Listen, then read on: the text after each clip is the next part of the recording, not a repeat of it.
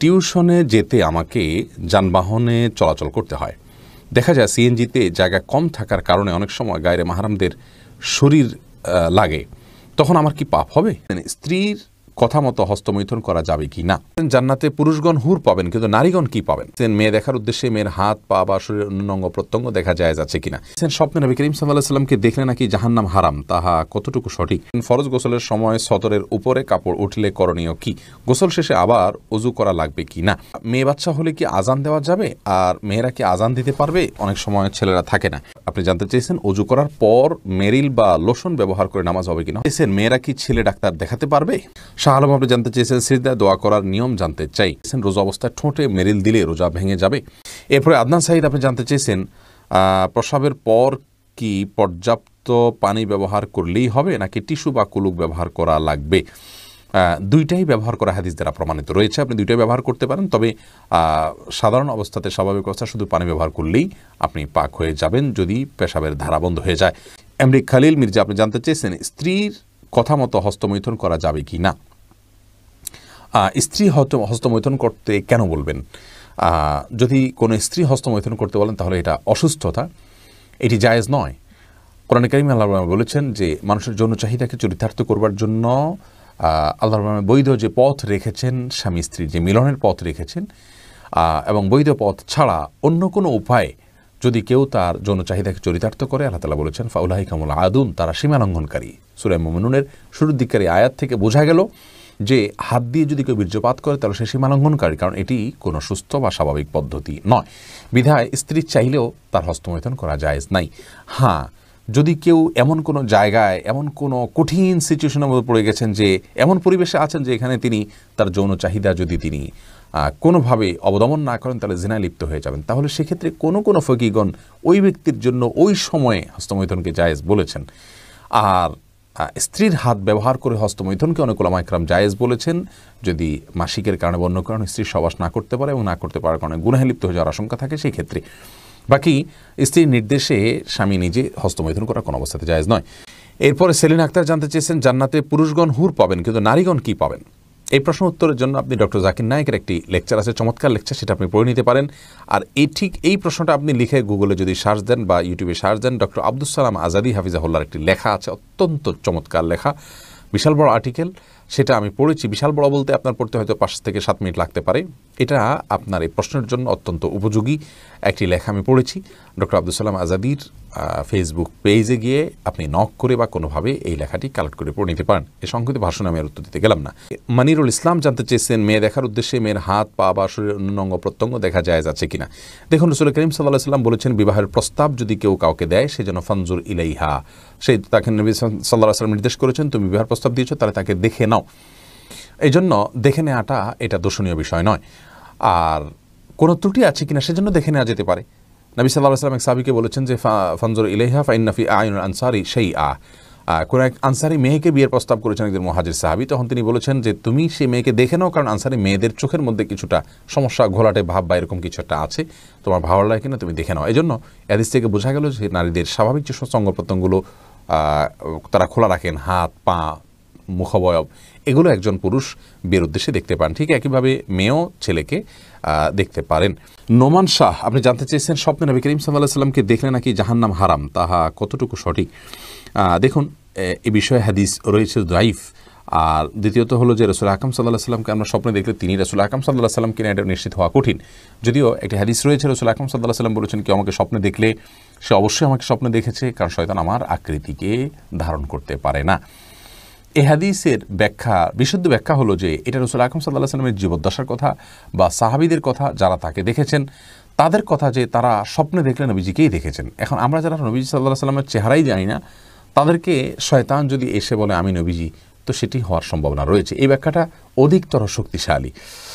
তবে হ্যাঁ, তাকে যদি স্বপ্নে কেউ দেখতে পারেন তো সেটা সন্দেহভাবে তার জন্য একটা ভালো আলামত, এবং রাসূল আকরাম সাল্লাল্লাহু আলাইহি ওয়াসাল্লামের ভালোবাসা তার অন্তরে রয়েছে, তার সুন্নাতের প্রতি তার আগ্রহ রয়েছে, এটি যেমন হতে পারে তেমনিভাবে এর মাধ্যমে তিনি অনুপ্রাণিত হতে পারেন, কিন্তু এটা জরুরি নয় যে তাকে স্বপ্ন দেখলে তিনি অরিজিনালি দেখেছেন আর তাকে দেখলেই জান্নাত ওয়াজিব হয়ে যাবে, এটি বিশুদ্ধ নয়।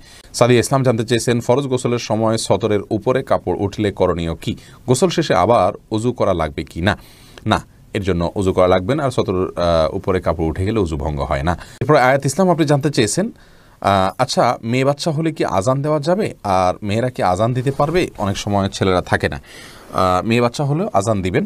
আর আজান দেওয়া সম্পর্কিত হাদিসগুলো আসলে খুব বেশি যে শক্তিশালী তা নয়, বরং বিন বাজ রাহিমাহুল্লাহ আজান বাচ্চার নবজাতকের ভূমিষ্ঠ হওয়ার পর তার কানে আজানের বিষয়ে হাদিসগুলোকে অ্যানালাইসিস করে বলেছেন বেশিরভাগ হাদিস জয়ীফ, কিন্তু অনেকগুলো হাদিস বর্ণিত হয়েছে এটা করা যেতে পারে। ফজিলতের মতো বিষয়, হাদিসের জফের যে মাত্রা তাতে এটা করা যেতে পারে, খুব বেশি গুরুত্বপূর্ণ না হলে এটা করা যেতে পারে। তবে মেয়েরা নাও, ছেলেরাই আজান দিবেন এবং মেয়ের বাচ্চা হলেও আজান দিবেন, পৃথক করা হয়নি হাদিসের ছেলে মেয়ে আলাদা করে।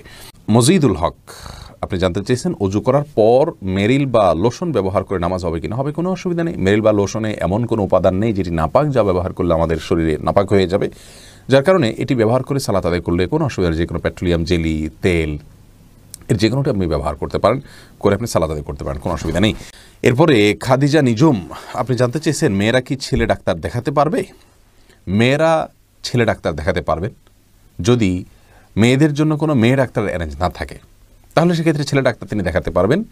এবং দেখানোর ক্ষেত্রে যতটুকু তার ডাক্তারকে দেখানোর প্রয়োজনে পর্দা বিধান লঙ্ঘন করতে হয়, যতটুকু করতে হয়, ফর এক্সাম্পল তার হাতে কোথাও ঘা পাচড়া হয়েছে, তাহলে শুধু হাতটা দেখালেই চলছে, তিনি মুখাবয়ব তার সামনে উন্মুক্ত করবেন না।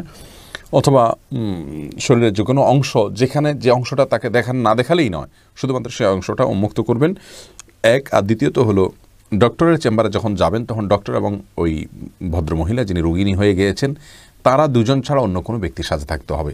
আজকাল অবশ্য নার্স থাকেন, তা না থাকলে আপনার সাথে কেউ না কেউ থাকতে হবে, কারণ লা ইয়াখলুহান রাজুলুন বি ইমরাতিন হাদিসে আসছে, একজন নারী একজন পুরুষ নির্জনে একাকী কোনো কক্ষে অবস্থান করবে না। এটি গুনাহের কাজ, কারণ একাকী নির্জনে কোথাও অবস্থান করলে শয়তান তাদের মনের মধ্যে বাজে চিন্তার উদ্রেক ঘটিয়ে থাকে। শাহ আলম আপনি জানতে চেয়েছেন, সিজদায় দোয়া করার নিয়ম জানতে চাই। সেজদায় দোয়া করবেন, আপনি স্বাভাবিকভাবে দোয়া করবেন, এখানে তো দোয়ার মধ্যে হাত তোলার প্রশ্নই ওঠে না, যেহেতু সেজদায় আপনার হাত জমিনে থাকবে, ফ্লোরে থাকবে। সেক্ষেত্রে আপনি আল্লাহর রাব্বুল কাছে মনে মনে দোয়া করবেন, মুখেও দোয়া করতে পারেন, বিশেষ করে নফল সালাতে যত বেশি সম্ভব দোয়া করবেন। রাসূল করিম সাল্লাল্লাহু আলাইহি ওয়াসাল্লাম বলেছেন, সহিহ মুসলিম হাদিসে বর্ণিত হয়েছে, আকরাবু মা ইয়াকুনুল আবদু মিন রাব্বিহি ওয়া হুয়া সাজিদ, বান্দা আল্লাহ তাআলার সবচেয়ে নিকটে যেতে পারে সিজদা অবস্থায়, যার কারণে ফাকসিরু ফীহি মিনাদ দুআ, তোমরা সিজদায় যখন থাকবে আল্লাহর কাছে বেশি বেশি করে দোয়া করবে, বেশি করে চাইবে। এজন্য সিজদা বেশি বেশি করে আল্লাহর কাছে চাওয়া উচিত। আল্লাহর সবচেয়ে কাছে গিয়ে যদি আল্লাহর কাছ থেকে আপনি কিছু চেয়ে নিতে চান, তাহলে সিজদা গিয়ে আল্লাহর কাছে দোয়া করবেন। বিশেষ করে নফল নামাজে, তাহাজ্জুদে বা অন্যান্য সময় সিজদা পড়ে নামাজের মধ্যেই আপনি আল্লাহর কাছে দোয়া করবেন। কোরআন হাদিসের দোয়া বর্ণিত তো অবশ্যই দোয়াগুলো করতে পারেন, কোরআনের দোয়া, হাদিসে বর্ণিত দোয়া, মাতৃভাষায়ও দোয়া করতে পারবেন। এই মতটি অধিকতর শক্তিশালী এবং উলামাদের মত, যদি অনেক উলামা ইকরাম বলেছেন যে না, সলাতের মধ্যে মাতৃভাষায় দোয়া চলবে না, কোরআন হাদিস বর্ণিত দোয়া করবেন এবং মনে মনে আপনি দোয়া করতে পারেন। এবারে কারোর দ্বিমত নেই, আপনি তাসবিহ সুবহান রাব্বিয়াল আলা বলছেন, আর এদিকে আপনি আপনার আকৃতিগুলো মনে মনে পেশ করছেন, আল্লাহ তাআলা যেহেতু মনে খবর রাখেন, সেটিও জায়েজ রয়েছে। নুসরাত জাহান আপনি জানতে চেয়েছেন, রোজা অবস্থায় ঠোঁটে মেরিল দিলে রোজা ভেঙে যাবে? নুসরাত, রোজা অবস্থায় ঠোঁটে মেরিল দিলে রোজা ভাঙবে না, যদি আপনি স্বাভাবিকভাবে মেরিল দেন। যেমন আমরা যদি কোনো তেল ব্যবহার করি, তার কারণে আমাদের রোজা ভঙ্গ হবে না। ঠোঁট শুকিয়ে ফেটে যাচ্ছে, সেই কারণে আপনি হালকা করে মেরিল দিলেন, হয়তো কিছুটা আপনার জিহ্বার সাথে যাবে, কিন্তু এই যাওয়ার কারণে ইনশাআল্লাহ আপনার সিয়াম ভঙ্গ হবে না। তবে হ্যাঁ, যদি ঠোঁট না ফাটে, তাহলে সেক্ষেত্রে ঠোঁটে বিনা প্রয়োজনে মেরিল দেওয়ার কোনো উচিত হবে না, এবং সেই সাথে লিপস্টিক ব্যবহার করেন মেয়েরা অনেকে, রোজা রেখে সেটা করা উচিত হবে না, কারণ এটা কোনো প্রয়োজনীয় কোনো কাজ নয়। বিশেষ করে ঠোঁটের সাথে এটি জিহ্বার মাধ্যমে এটি আমাদের পেটে যাবে, পাকস্থলিতে যাবে, সেই জায়গা থেকে অ্যাভয়েড করা উচিত। তবে হ্যাঁ, যদি ঠোঁট ফাটে, তাহলে সেক্ষেত্রে এটি আপনি তেলের মতো ইউজ করতে পারেন, যেহেতু আপনার ঠোঁট ফাটার সমস্যা রয়েছে। পরে জান্নাতি আইডি থেকে আপনি জানতে চেয়েছেন, টিউশনে যেতে আমাকে যানবাহনে চলাচল করতে হয়। দেখা যায় সিএনজিতে জায়গা কম থাকার কারণে অনেক সময় গায়রে মাহরামদের শরীর লাগে, তখন আমার কি পাপ হবে? আমি যথাসম্ভব দূরে থাকার চেষ্টা করি। বোন জান্নাত, অনেক গুরুত্বপূর্ণ একটি প্রশ্ন আপনি করেছেন। আল্লাহ রাব্বুল আলামিন মুসলিম নারীদেরকে যে মর্যাদা দিয়েছেন, তাদের যে সম্মান দিয়েছেন, সেটি তাদের ধরে রাখার চেষ্টা করতে হবে। আর নিজের সম্মান ধরে রাখার প্রয়োজনেই, নিজের ব্যক্তিত্বের প্রতি খেয়াল রাখার প্রয়োজনেই কিন্তু পর্দার বিধানগুলো আমাদেরকে মেনে চলতে হবে।